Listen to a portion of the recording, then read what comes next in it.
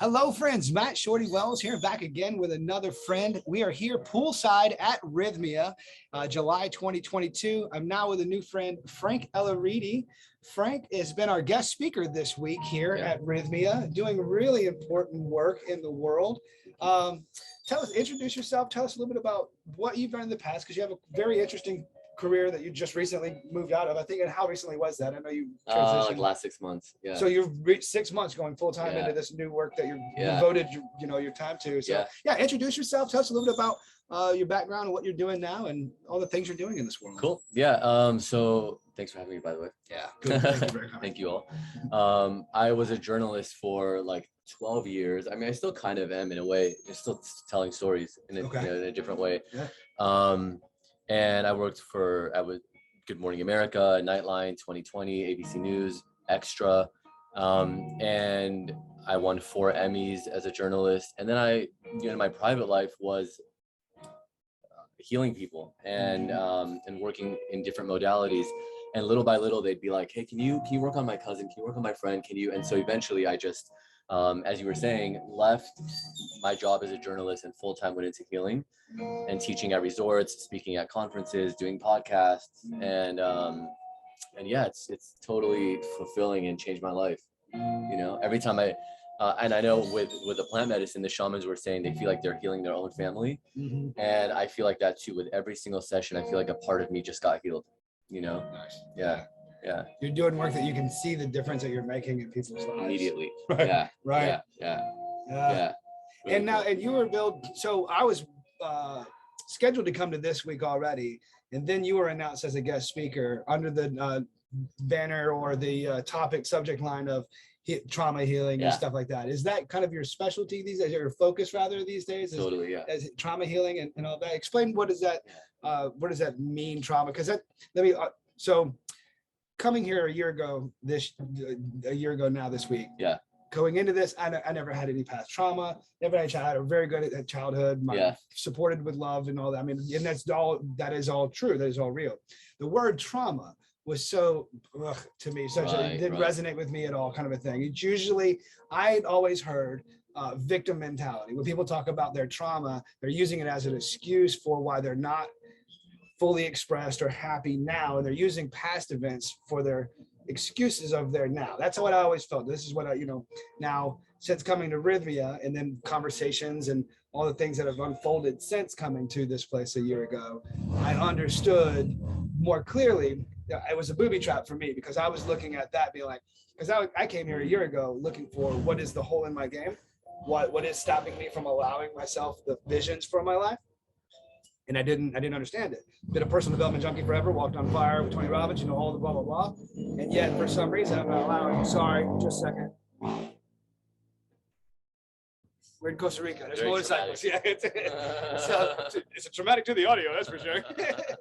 But the booby trap for me was, what is the hole in my game? It's not anything from the past, because that's not relevant now to my now, blah, blah. I later understood the significance of childhood trauma and the separating from the soul thing that can happen, and that gets shunted into the body from that 2-year-old, 5-year-old, whatever that person was, when they had that soul split that they talk about here, which is a sense of split, not a split. They talk about, they use that word here as a side point here. But last year when I was here, I heard them describe that soul shift as, at some point you split from your soul, your egoic self from your soul self. And I'm like, that's not the appropriate way. In my head, I'm like, that's not the appropriate way to talk about this, because that's like saying you split from your soul, as to suggest there is an outside of you. There is no outside. You know what I mean? There's no way for you to actually split from your soul. Now you can feel like you have. And this year I noticed they underlined the word sense. You sense that you had you feel like you split. You know what I mean? That's a more accurate description of what's actually going on, I would suggest. Kind of. Yeah. It's like when people say, just be here, be present. I'm like, where do you think you could be? You can't be anywhere else. Like, try it. Try right now to be somewhere else. Exactly. Or just be aware that you're present. You know what I mean? Be aware of the present moment. Yes. But you can't be in the present. Like you can only be in the present moment. Right. There's no other. There's nothing else but now. That's right. Yeah. There's only now. There's only here. There's nothing else. Yeah. Taking over my spot. It's a good spot. You want to get in? Yeah, get in here. We're not taking it over. We're sharing it, brother. Huh? We're sharing it. What are you watching? We're recording a thing for we're gonna interview him on my blog. Oh, cool. Come join. I'm good. I'll wait for you to continue. So yeah, so that was the thing for me, that the word trauma never resonated with me. Yeah. It was just, just such a, it felt like such a victim mentality kind of thing. But I understand now, looking at some of the stuff in this last year, that everybody has trauma. And it could be, a friend of mine just shared a story here recently about one of the discoveries they got on the medicine here in the ceremony. They were given a dog, their parents gave them this dog, and the dog lasted like 6 months, and then the dog died. Something happened to the dog, and that was, he built up a wall around his heart, never loved, never fell in, never trusted, and he built that wall, and that was his soul splitting. That was his kind of a thing, that didn't feel safe to love, because that hurt that he felt as a kid when the dog passed. So that's a beautiful example of, it's not, people think of trauma as something like, oh, you had bad parents, or this hostile environment or something like that. Not necessarily. It could be whatever that egocentric human, it's just like felt experience. Yeah. Felt experience. Yeah. And I always tell people too, it's not when I say trauma, I mean, we're coming in to work with plant medicine. A lot of people are here to work on certain traumatic things in their life. And so it goes really well together, I think, to call it trauma healing. But trauma healing can be, I mean, your mom yelling at you, telling you to keep it down when you're 6 years old and you're singing. She's like, keep it down, because she's trying to read an email, Right. And you in your head go, oh, my voice is annoying, or it hurts people, or whatever. And then you never sing. In the way. Yeah, I'm in the way. Right. Like whatever this belief that was to this 6-year-old mind developed, that's trauma, you know? So I don't mean trauma like a big trauma. It's not like you were abused or whatever, trauma can be a very uncomfortable phone call, or not even trauma. It could be a trapped emotion that just never got processed. So like sometimes things will happen, could be really small. It could be like a tiny car accident that 15 years later, you're like, that wasn't traumatic. It was just, a small little rear end bump or whatever. But immediately after that car accident, you had a meeting on the phone, and then you went home and you did your work, and then you took care of the kids and went to bed. So that never got processed. It just got stuck somewhere because your body said, I'll take care of this later. And little by little, there's a lot of those. And that's why with ayahuasca, for example, and what I do, my work when I heal people, is a lot like ayahuasca, only without the purging, because I literally will. That's encouraging to a lot of people, right there. Yeah, my clients have said that a lot of times. They're like, this is like being in ceremony. I'm getting the benefits, because I'll tell them what emotion is trapped, or what belief or whatever, what age it happened, and then I just clear it. But the thing is that, like in ayahuasca ceremony, you see people crying, laughing, whatever it is, screaming. What's happening is just all these unprocessed things that never got dealt with are going through the amygdala, and it's like the floodgate got open, and they go, and so you're crying, you're laughing, you're screaming, because it's all getting processed. Yeah. And you're doing that work now. Today you're doing that work, and right below this is links to all of his information, so you can connect with Frank, find out more about what he's doing. But you're doing this work now, you don't need to be physically in the same room with people. I mean, you're doing this most of my Zoom. clients are Zoom, and most of them are in different countries and cities. Yeah. Isn't that amazing? Yeah. I mean, I can do it with a picture. Oh, wow. I prefer Zoom to connect with the person, but sometimes people are like, I have CEOs and people are really busy, and they'll be like, can you work on me and send me the results? So I'll literally just email them with like, okay, these are all the things I cleared from you. Right on. Yeah. That's powerful. Yeah. That's really powerful. And you've been here at Rythmia a handful of times now. Yeah. I know I've seen some videos when you were announced that you had brought your brother, I believe. Yeah. Oh, did you watch other videos? Yeah. Once the email came out and I saw your name, I looked you up there, and I saw some of your stuff, and I think it was your brother and your dad had come. Previously. My brother, one of my best friends, and his dad. Okay. And your mom's here on this trip. Here on this trip. I did the Aya with his mom. His mom was in ceremony with us. That was really cool. Yeah, I'm so proud of her. Yeah, I really am. So proud of her. And so everyone's like, I love your mom. I love your mom. So it's cool. I think we all wish our parents would do this. Yeah. And so, because I know when my friend Brian brought his dad, when we brought his dad, people were like really coming up to them and saying, this is so awesome that you guys are doing this together. I wish my parents would do this. Yeah. Well, I think we all want everybody in our world to do it. Yeah. Parents, siblings, children, whatever it might be. You know, the more, because the more people do this, the more healed each of us are, the more we all get the benefit of it. So true. This isn't something that we do just for ourselves. It's something we do for our world. Yeah. You know what I mean? Exactly. So do you feel like though that you've had, that you've done ancestral healing? Well, last year I did Like 4 you've done it nadas. for them? I did nadas. So Wow. yeah, I'd Whoa, say, are you serious? Yeah. Wow. Yeah. So do people know what that is? Well, if they're a subscriber to my blog, go to the blog page. The very first episode on this blog. This blog was launched because of the videos that I shot as a result of here. So the first one I ever did is an hour-long video, but I was telling my story about the nadas and what that's all about. And when we were sitting outside the Maloka to go in one of those nights, one of our friends was pulling out tarot cards, and said, "Dave, do it." So I pulled one, and it was, I forgot what it was, but it was an ancestor card. It was along that alignment of on this trip last year. Oh, last year. Yeah. I didn't do any nadas this year.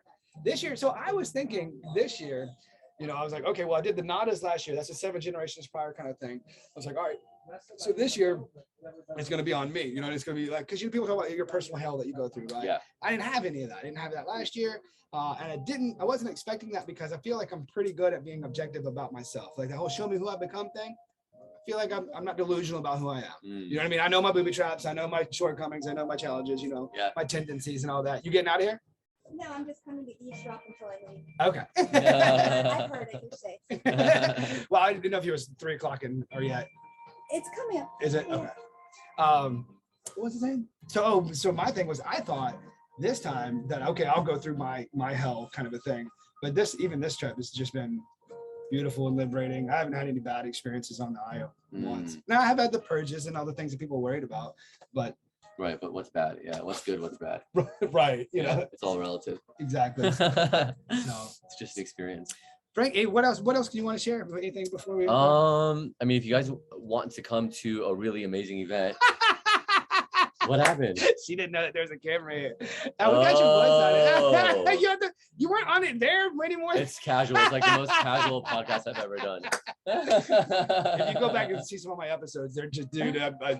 I feel like this is how I look at this. You and I are having a conversation, and we're allowing you to eavesdrop. There happens to be a camera. Yeah. You know what I mean? Yeah. So. I would just say, well, the thing I'm excited for the most right now is the event in September. September 23rd. So I have a company called Modern Nirvana, and that's a big part of why I left the news world. And our event is in September. It's an annual event. Okay. So last year we honored Deepak Chopra. We had Dave Asprey, who created Bulletproof Coffee, was our keynote. Oh, okay. Yeah, I'm familiar with the product. I didn't know the guy's name. He's amazing. Yeah, he has a really super popular podcast too. Right, really, really huge, millions and millions of listeners. Oh, okay. And he's just a great speaker. And so he's coming back again this year. It's on September 23rd in Austin. And then Sri Ravi Shankar, who's this like incredible enlightened master who owns a foundation called The Art of Living. Okay. He's getting the Modern Nirvana Consciousness Award. We have tons of speakers all day from 9 a.m. till 10 p.m.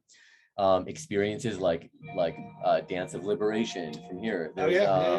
There's something called System Reset. It's like a blindfold dance as well. There's ice plunges, red light therapy, 24 health and spirituality vendors, really cutting edge stuff like new age meditation devices, Ayurvedic supplements, just full day event. And now where is this going to be held? Austin, Texas? Yeah. In September what? 23rd. September 23rd, link below. I'll get all the information from Frank and I'll put that down in there.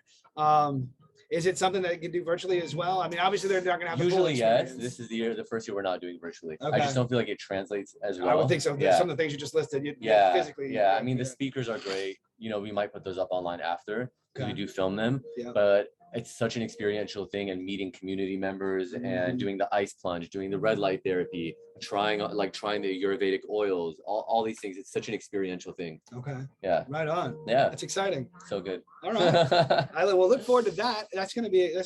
This is how many years now you've done this? This is the third one. Yeah. And it's an annual thing that you're doing. Yeah. Yeah. So sometimes it's the first one was in LA, the last two Austin. Okay. Yeah. So, and then you had said just 6 months ago that you had really quit the that corporate stuff that you were doing, the journalists and whatnot, and you're doing full time. But this is something you've been doing obviously for a while. But it was just an annual conference, that was all it was. And now we have like an Oracle deck coming out in October, the Modern Nirvana Oracle deck. It's with Chronicle Books, so it'll be at like Barnes and Noble, obviously Amazon, all the places, but also Anthropology and Urban Outfitters picked it up. Oh, nice. So it'll be there as well. So now it's like a full-on company. We have a virtual reality game we're doing with Oculus. Okay. Just a wellness, meditation, breathwork game or experience, I should say. Do you know Oculus? the virtual reality headsets. Oh, okay. No? Okay. No. But, It's owned by Meta, by Facebook. okay, right Yeah. on. And yeah, we're so excited to go like into that new realm of the metaverse. Right. Yeah. Right. Yeah. Yeah. So That's full where the on future's different going. aspects of it. It's like we call it the Disneyland of wellness, Modern Mm. Nirvana, my company, because my company with my two co-founders, because there's the annual event, which is like our Disneyland. Okay. We have our products like the Chronicle, the Oracle deck, the virtual reality game, and then we have our content like our YouTube channel, Modern Nirvana, with just tons of really cool videos. Okay. So Right on. yeah. Now we'll link to that below. Is that the same website they would go to get information on the event? They can, yeah. Okay. Yeah. All right. Just be sure to send that to me Yeah. on the Insta or something, and Yeah. I'll put it on here. Perfect. Awesome. Yeah, I'll give you that. Cool. Frank, Thank you so Thank you much. very Yeah, much. I appreciate it. Thank you guys. if you haven't yet, subscribe to the website here, shortydoeslife.com. I've got a few more friends we're going to be interviewing while I'm still here at Rythmia. More conversations to come. Mad love. Thanks for your time. Namaste, motherfuckers.